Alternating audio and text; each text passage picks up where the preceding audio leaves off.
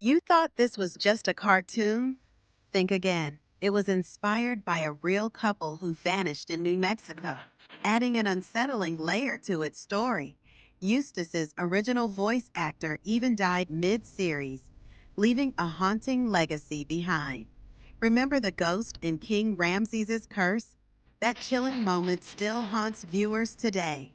Some episodes were pulled for being too disturbing, pushing the boundaries of children's programming. The show tackled dark themes like trauma and fear of abandonment, with courage often shaking in fear. The monsters? They were based on real folklore and horror legends, making them even more terrifying. That house in nowhere?